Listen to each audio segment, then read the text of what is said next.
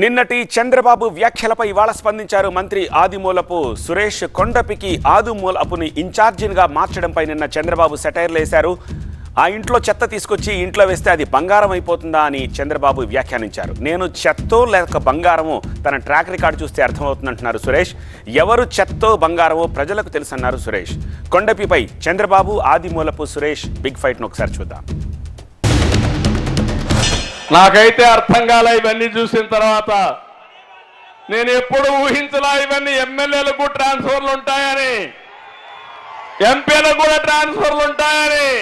మొన్న ఒక ఆయన ఉన్నాడు ఎర్రగొండపాలెంలో, బట్టలిప్పే తిరుగుతూ ఉంటాడు.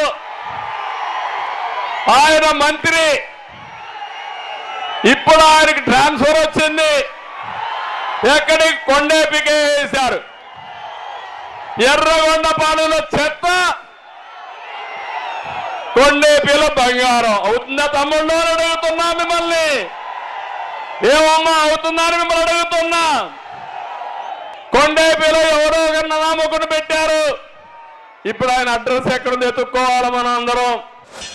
ఏమమ్మా చెప్పారు, ఏదో నాటకాల్లో కృష్ణుడు పాత్రలు మాట్లాడినట్టు ఒకటో కృష్ణుడు, రెండో కృష్ణుడు, మూడో కృష్ణుడు అని, నేనేదో నాలుగో కృష్ణుడు అంట, నేనేదో చెత్త అన్నాడా, చెత్త బంగారము, లేకపోతే ఎదురుగా అన్నారు. ఇంకా చాలా మాట వలస పక్షి